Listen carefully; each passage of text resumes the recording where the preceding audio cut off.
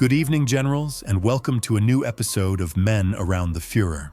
Keen as I am to tell you something new, or at least forgotten about the late unpleasantness, many of you may be surprised to learn that whilst millions remember the Nuremberg Trials and the prosecution of Hermann Göring, Rudolf Hess, and Albert Speer, one of the most candid and disturbing testimonies came from a man whose name has largely faded from popular memory. This was SS-Gruppenführer, or Major General Otto Ohlendorf, commander of Einsatzgruppe D, a mobile killing unit responsible for the murder of approximately 90,000 civilians on the Eastern Front. Yet Ohlendorf was not a thuggish street brawler or a sadistic camp commandant. He was a university-educated intellectual with a doctorate in economics from the University of Leipzig, a man who saw himself as a purer ideologue than many in Hitler's inner circle, and whose economic theories would, bizarrely, influence the post-war German economic miracle. Otto Ohlendorf was born on the 4th of February 1907 in Hoheneggelsen, a small village in Lower Saxony. The son of a farmer, he was an unusually studious child in a rural community. By 1928, he had enrolled at the University of Leipzig to study law and economics.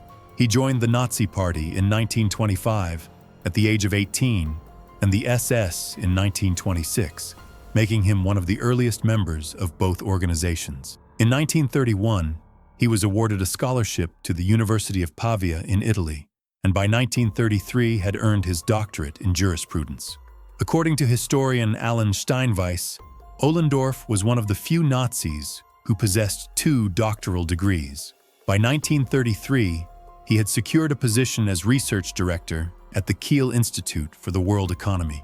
In 1936, he joined the SD, the Sicherheitsdienst, the intelligence service of the SS, as an economic consultant. His specialty was economic research, and he quickly became known for his sharp critiques of the Nazi economic establishment. Now here is where things become rather extraordinary. Ohlendorf was no loyal party sycophant. He openly criticized Hermann Göring, whom he branded a capitalist, and Robert Ley, whom he accused of being a Bolshevik sympathizer. He believed that many Nazi leaders had corrupted the movement for personal gain, debasing what he considered the pure ideals of National Socialism. In Ohlendorf's mind, he was a guardian of authentic National Socialist ideology. He drew a sharp intellectual distinction between his beliefs and Italian fascism. For him, fascism wrongly deified the state, whereas his version of National Socialism, he claimed, placed people and natural communities first. He once remarked, "Fascism began by deifying the state and refusing to recognize those human communities which were based on nature. But National Socialism was itself based on those natural communities and on the men who belonged to them." This intellectual vanity, this belief in his own moral and ideological superiority, would serve as a psychological firewall, allowing him to rationalize the most monstrous acts. In June 1941, Germany launched Operation Barbarossa, the invasion of the Soviet Union.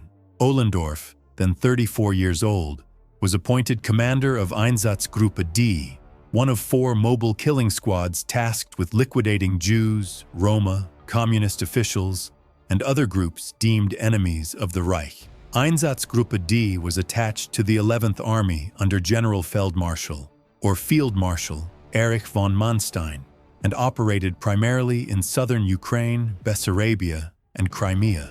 The terrain was harsh, the roads often little more than muddy tracks, and the summer heat gave way to brutal winters. The weather was frequently appalling, heavy rain turning the roads into quagmires, snow making movement nearly impossible for weeks at a time. Ohlendorf's unit, comprising around 600 men organized into several Sonderkommandos and Einsatzkommandos, moved methodically from town to town. Their orders were clear: to kill every Jewish man, woman, and child they could find. The methods were brutally efficient. Victims were rounded up, marched to isolated locations, typically ravines or anti-tank ditches, and shot. In Simferopol, the capital of Crimea, Einsatzgruppe D murdered approximately 14,000 Jews over the course of several weeks in late 1941. In Sevastopol, after the city fell in July 1942, Hundreds more were executed. The killing was systematic, relentless, and conducted with bureaucratic precision. What made Ohlendorf particularly unusual, even among his fellow Einsatzgruppen commanders, was his insistence on what he considered humane methods of execution. Not humane for the victims, mind you, but for the executioners. During his testimony at Nuremberg, Ohlendorf explained that he opposed the common practice of a single SS man firing a single shot into the back of a victim's neck at close range. This, he argued, placed an unfair psychological burden on the individual shooter. Instead, he insisted on military-style firing squads, with several soldiers firing simultaneously at each victim. In his own words, "I never sanctioned shootings by individuals. I always gave orders for several people to shoot simultaneously in order to avoid any individual having to take direct personal responsibility." This grotesque concern for the mental well-being of his men extended to the introduction of gas vans, mobile killing chambers, where victims were asphyxiated by carbon monoxide from the vehicle's exhaust. Ohlendorf claimed this method, ordered by Reichsfuhrer SS Heinrich Himmler, was introduced to spare women and children the mental strain of execution by shooting and to protect his men, most of whom were married, from the trauma of aiming their weapons at them. Now here is where the story takes a turn towards the bizarre. Ohlendorf's unit encountered Jewish and Turkic communities in Crimea, including the Karaites and Crimean Tatars, who did not fit the crude racial stereotypes of Nazi propaganda. These groups did not speak Yiddish, their dress was unfamiliar, and their religious practices were not what the Germans expected. The SS were reportedly baffled. This ethnic confusion troubled Ohlendorf, who prided himself on efficiency and ideological clarity. Yet the reality was even more absurd. Members of these very communities, particularly the Crimean Tatars, were actively fighting alongside the Germans against the Soviets. The Tatars had practically welcomed the Wehrmacht as liberators from Soviet oppression.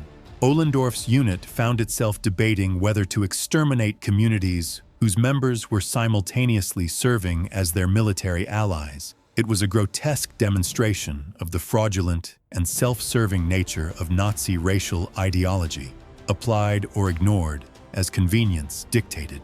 By late 1942, Ohlendorf was recalled to Berlin. He returned to his post in the SD and resumed his work as an economic analyst. And here, the contradictions in his character become even more pronounced. As the Third Reich crumbled, Ohlendorf was secretly designing a post-war economic recovery plan. He championed small businesses and craft guilds against the industrial giants favored by Armaments Minister Albert Speer. He argued vehemently against Speer's strategies of ruthless rationalization and optimization, which he believed threatened middle-class livelihoods. In 1944, Ohlendorf corresponded with Ludwig Erhard, a relatively obscure economist at the time, who would later become the architect of West Germany's social market economy. According to Erhard's biographer, Alfred Mirzaevsky, Ohlendorf's late Reich economic policies heavily influenced Erhard's policies in the years after the Second World War. It is a deeply unsettling fact that a man who commanded a death squad also contributed ideas that would help rebuild a democratic Germany. When Allied forces captured Ohlendorf in May 1945, he did not expect to be tried as a war criminal. He believed his captors valued him for the inside information on the Reich that he could provide. He saw himself not as a perpetrator, but as an expert informant whose knowledge was indispensable. True to his reputation for what colleagues described as insufferable honesty, Ohlendorf divulged a staggering amount of information during interrogations. When pressed about his wartime activities, he matter-of-factly admitted involvement in the mass murder of 90,000 Jews and so-called partisans. This was not a guilt-ridden confession. It was a stunning display of arrogance and a complete detachment from the moral gravity of his actions. Ohlendorf was tried at Nuremberg in the Einsatzgruppen trial, officially known as United States of America versus Otto Ohlendorf and others, which began in September 1947. He testified with the same chilling candor he had shown during interrogations. When asked if he understood the meaning of his actions, he replied that he had carried out his orders to the best of his ability.